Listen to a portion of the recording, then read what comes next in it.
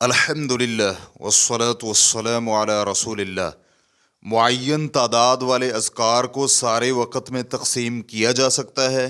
سوال کیا گیا ہے کیا اذکار کو عمومی طور پر اور لا الہ الا اللہ وحدہ لا شریک لہ لہ الملک ولہ الحمد وہو علی کل شیء قدیر کو خصوصی طور پر کسی مخصوص شکل میں تقسیم کرنا جائز ہے؟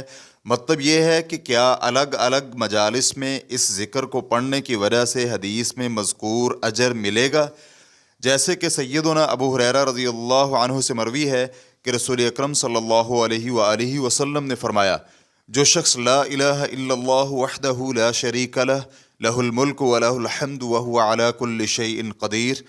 ترجمہ: اللہ کے سوا کوئی معبود برحق نہیں، اس کا کوئی شریک نہیں، بادشاہی اسی کی ہے اور تمام تعریفیں اسی کے لیے ہیں اور وہ ہر چیز پر قادر ہے۔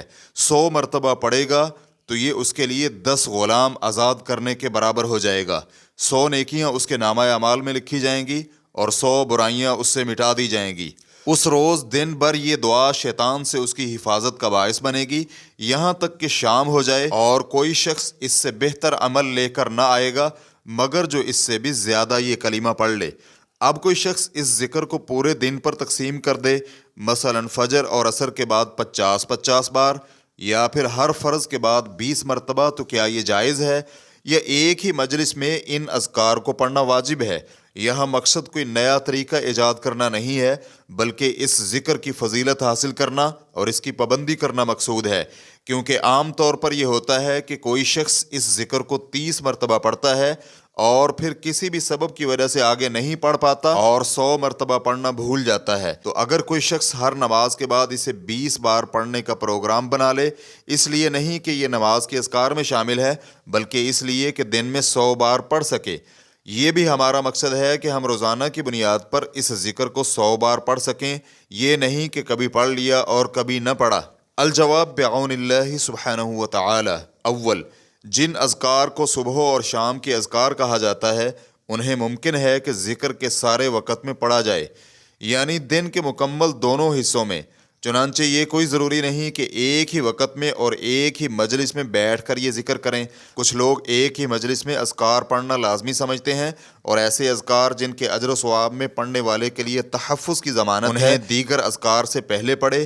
ہماری یہ بات ایسے اذکار کے متعلق ہے جنہیں متعدد بار نہیں صرف ایک بار پڑھنا ہوتا ہے۔ دوم، جن اذکار کو مخصوص تعداد میں پڑھا جاتا ہے ان کی تعداد میں اجر و ثواب کی امید رکھنے والے کے لیے رد و بدل کرنا جائز نہیں ہے۔ اگر کوئی کرتا ہے تو وہ مسنون طریقے کی مخالفت کر رہا ہے اور اجر سے محروم ہے۔ حافظ ابن حجر رحمہ اللہ کہتے ہیں، اس سے یہ استنباط کیا گیا ہے کہ اذکار کی مخصوص تعداد کا خیال رکھنا مطلوب ہے، وگرنہ یہ کہنا بھی ممکن تھا کہ اس ذکر کے ساتھ 33 بار لا الہ الا اللہ کا اضافہ بھی کر دو۔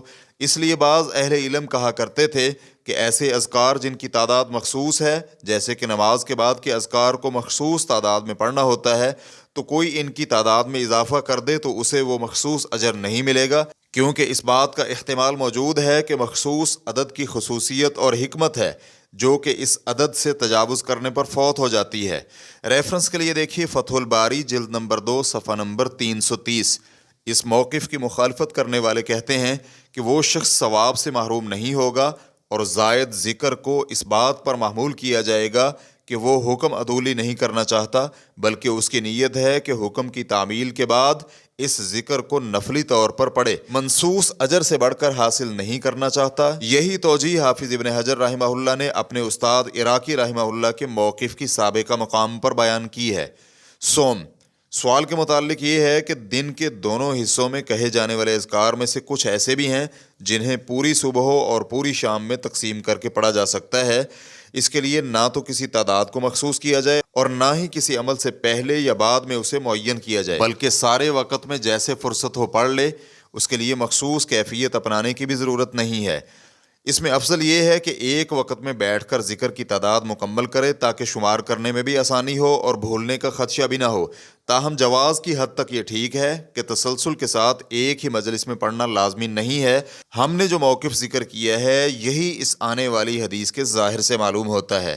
جناب ابو ہریرہ رضی اللہ عنہ سے مروی ہے کہ رسول اکرم صلی اللہ علیہ وآلہ وسلم نے فرمایا، جو شخص 100 مرتبہ ایک دن میں کہے سبحان اللہ و بحمدہ تو اس کے گناہ مٹا دیے جاتے ہیں، اگرچہ وہ سمندر کی جھاگ کے برابر ہی کیوں نہ ہو۔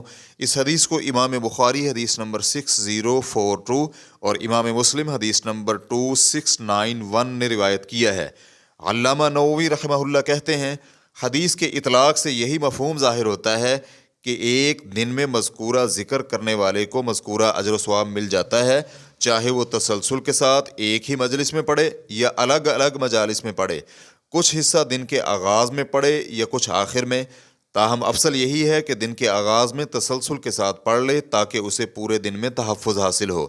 ریفرنس کے لیے دیکھیے شرح مسلم جلد نمبر 17 صفحہ نمبر 17۔